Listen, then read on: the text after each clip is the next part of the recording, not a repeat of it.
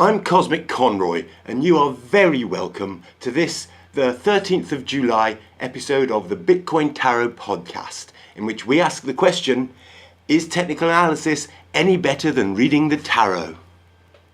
Last week, the cards said that we should make hay while sun shines. So let's see how we did with Charting Chad for our chart report. Thanks, Conroy. We've had a few developments in Bitcoin this week. The Litecoin Foundation, they went and bought a bank, a proper one, with licenses and what have you. Well, 10% of one. No one seems sure what they're going to do with it, but they've bought it anyway. After that, we've got the COPE. They've applied to have an exchange-traded fund with Bitcoin in it. No chance, mate. Not going to happen. Half of ICOs, a report this week says, they're all gone, down to zero in just 4 months. It's a jungle out there, mate, a jungle. You've got to be careful. And what's all this done to the price? Well, this is how the price stood last week, and Conroy said that we're in an upcycle and that we should make hay while sun shines. Meanwhile, I said we're likely to end the week down, but maybe with a small bump first. Then what happened? What happened is this. We went and had a small bump first, and then we ended the week down. The judges have given me an A, and you, Conroy, they've given you a B-. They said you didn't make it clear whether the sun would stop shining this week. They said it wasn't explicit. What? But it was implicit. Make hay while sun shines. It's implicit that the sun will stop shining. Yeah, well, that's why it's a B- and not an F in it, mate. Judge's decision is final. That brings my grade point average to, well, an A, because this is still my first one. But your grade point average, Conroy, it's a -B-. So, on with this week's predictions. As we can see here from the weekly chart, the price has been rejected by the 50-day moving average, and it's going down fast. All of the moving average are in maximum bearish configuration, so we should expect things to give us trouble. Things aren't rosy out there. It's definitely a bear market. Drawing some trend lines on that graph, we see that we've been rejected by the top of the channel as well as by the 50, so that's twice the reason for the rejection. And the price is still going down, and it's at the top of the channel. Long way to fall. Long way to fall. Probably down to return to trend, maybe 4 to 5k long term. We shall see. We shall see. Looking at the hourly candles, or the daily candles rather, we can see that it's just been the last 2 days where most of the price action has happened. And if we draw some local trend lines on there, you see we're also at the top of the local channel, and there's lots of room still to fall, even in the local channel.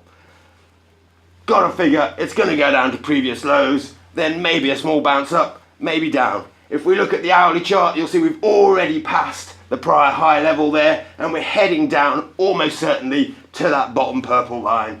Whether we'll break through or whether we'll bounce off, hard to say. I think I'd further more likely to go down. So we're probably going down, possibly with a bit of a bounce around 6k. That's it from me. Back to Conroy for the reading. Thanks, Chad. Sounds like things are ominous out there. Let's see if the cards have a different view.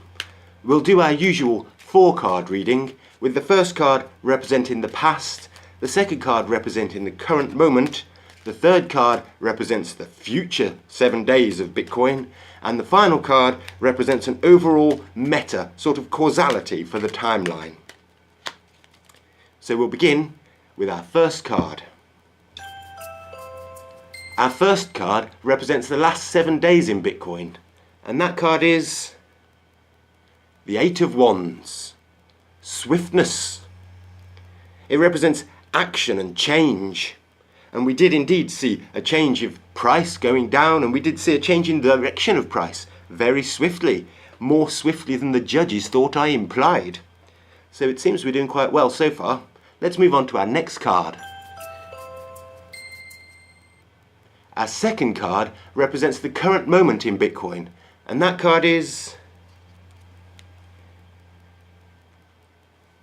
the 9 of Cups.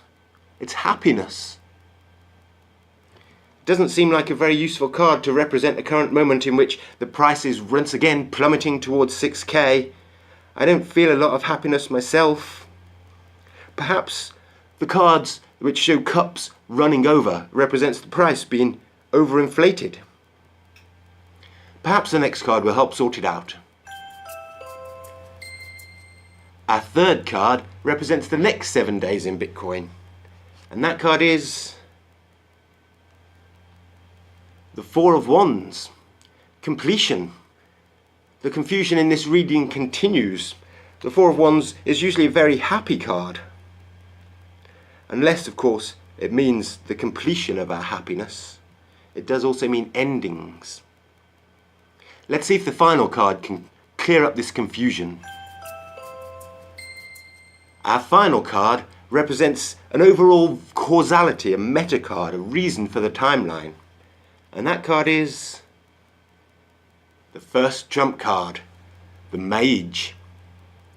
He's powerful with a strong will and can usually achieve what he desires, but he is uneducated, he is raw, he has not always learned to control his passions.